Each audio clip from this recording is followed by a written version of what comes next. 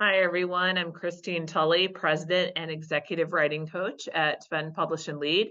Welcome to episode 172, The Three C's of Successful SoTL Scholarship.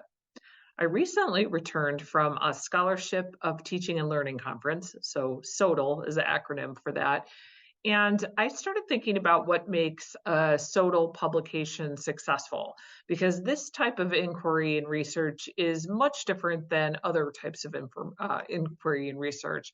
One of the main ways that it differs is that this is an opportunity for many scholars to write about what actually happens in the classroom. What are some practices that are best for teaching? What works? What might work? What could you propose to work?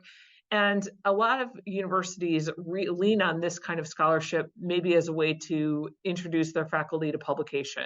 So this is something that Defend, Publish, and Lead has been doing with a lot of universities lately, but we do have a lot that want to get their faculty to do more in terms of scholarly publication. And so one of the entry points to doing that is to invite them to do research on things that are happening in their classroom, and then work on presenting that, and then work on drafting that material into publication.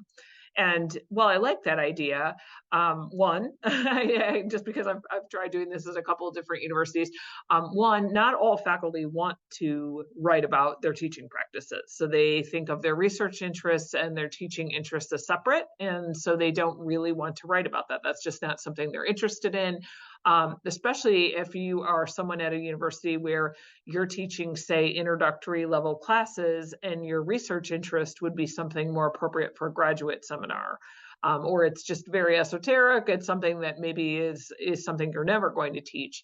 The other thing to think about with SoTL research, and this is the thing I want to talk about in this episode today, is that I think a lot of times there's this presumption that if you're writing about the scholarship of teaching and learning, it's easier to get published because it's just about teaching. It's not about some hardcore research. Or it's, in some ways it's maybe lesser than writing about, say, the scholarship of discovery, if we want to use the frameworks that if you've learned about different types of scholarship that are out there. In the Boyer model, the scholarship of teaching and learning is one, but there's also the scholarship of discovery.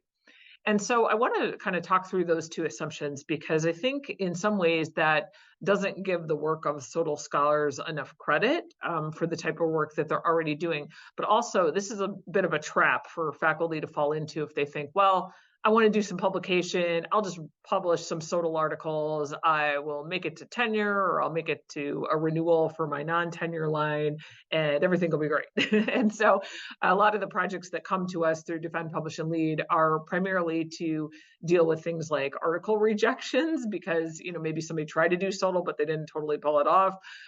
Or institutions that are looking to increase the success rates of faculty trying to do this. So the three C's that I want to talk about today are just three general guidelines that I think would help any SoTL scholar that's looking to publish, or somebody looking to get in this new line of inquiry.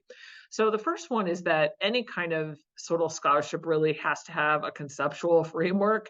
There has to be some kind of case being made for what it is that you are researching.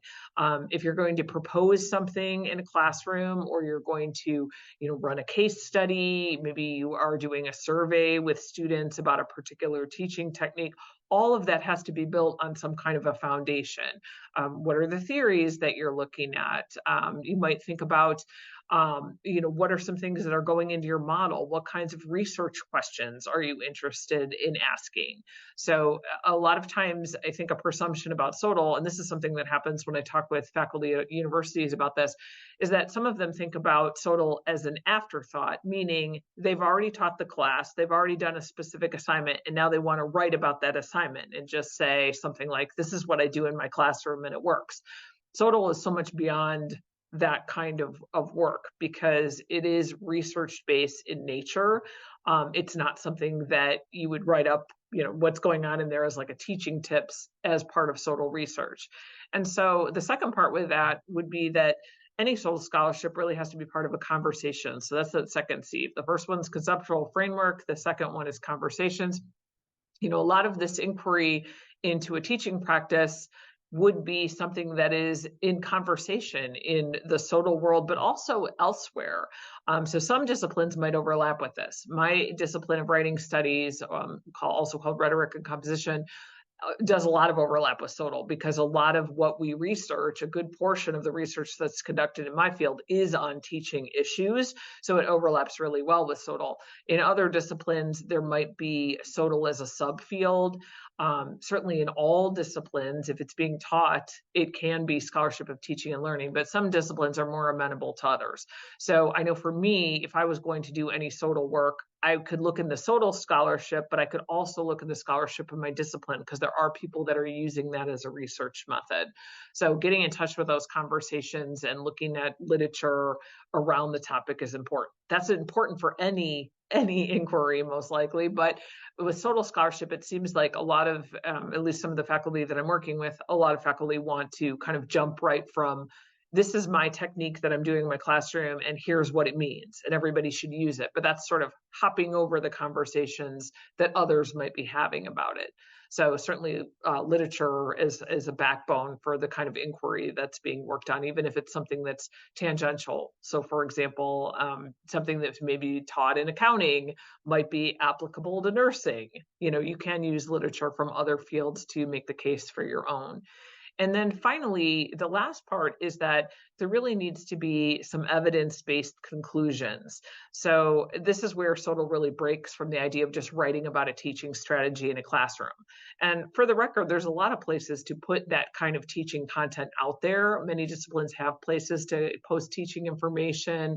Certainly a lot of conferences will have, say, teaching strands where you can do that kind of work.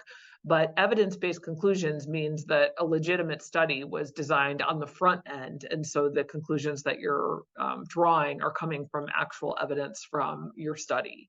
So one of the things that I think would be helpful for those of you that might want to get into SoTL scholarship, I have 3 resources to recommend that I think might be helpful here. One, and I'm going to share on screen. So if you are somebody that's audio listening, so, there is a wonderful article on here or out there called Reconciling Apples and Oranges, and it's called A Constructivist SoTL Writing Program. I really like this article a lot because the authors put in a template for how to write about SoTL, and it basically is a paragraph that has lots of blanks in it. So it'll say things like, in recent discussions of blank, a controversy has been whether blank. On one hand, some argue that blank. On the other hand, some argue that blank, and so on. And this is a template that's actually modified from a book called They Say, I Say. It's a popular book that's out there, but they have built into this template. It's not super long. It's a couple of paragraphs, but in there, they actually have spots to write about SoTL that I really, really like. So on screen, one of the things that I'm showing is it says something like, in terms of types of SoTL inquiries, my project was what is / what works, and you can circle which one in your template, just so you know, type of project with the goal tied to a certain kind of a project type. It talks about a central question. It talks about methods. And so one of the things that I think is really helpful with this template is it's longer than your run-of-the-mill introductory paragraph, but it's actually crafted to go with SoTL. So I will put this template, the article with the template, in the show notes for today. We'll also share it out on LinkedIn so people can see it. And if I can scroll my screen up, and I don't know if I'll be able to do that on YouTube for everybody today. One of the things that is really helpful, I think, about this kind of template would be to think through how the template itself might be a bridge to designing a SoTL project in the first place. So one of the things that I think is really cool about it is that not only is it a little bit longer than a regular run-of-the-mill introductory template, but also that it thinks of the project in a couple of different parts. It thinks through methodology, for example, so you'll actually have to kind of say what your methodology is before you're conducting it. And I did a little bit of scrolling for YouTube watchers just to get our authors here. So the authors of this particular article are Nancy Chick, Laban Cornell Swanson, Katina Lazar-Rides, and Renee Myers. And this is one I highly recommend. I think it's a great article. So I'll make sure that I put that one in there. But also another resource that I want to throw out there, because I mentioned that there was a couple. A second resource, and I'm going to share this one on screen as well, is a free webinar that we are doing in May, because we get a lot of questions about designing SoTL projects for the new academic year. Because if you want to research your students and maybe something that you're doing in your class in August, the time to start designing those protocols and figuring out, well, what am I doing? Am I going to give them an assignment and then maybe another assignment 3 weeks later to see how they did, once they did this other intervention in class? You still have to design what it is that you're going to do. So one of our free May webinar that we're offering this time is all about going from thinking through a SoTL project to actually getting all the way to the end to a published article.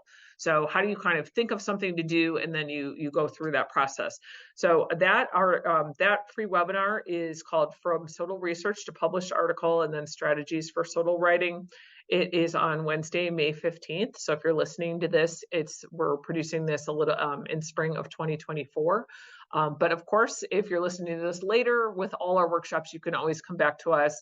You can email me at Christine@defendpublishedlead.com to get any access to those old recordings for free webinars. We're happy to provide them free of charge.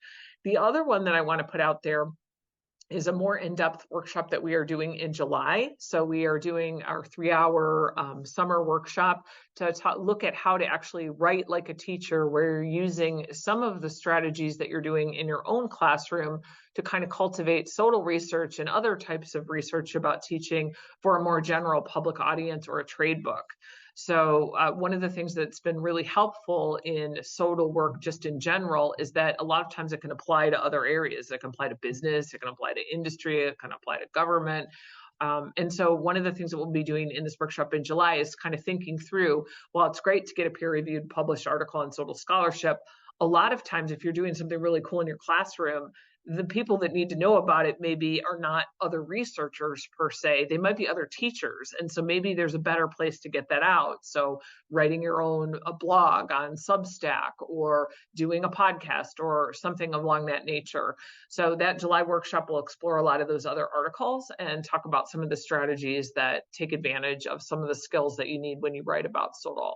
So I hope this is helpful. And if you're interested in doing SoTL projects with us, we do have several consultants with Defend, Publish, and Lead that work on those. And happy writing this week.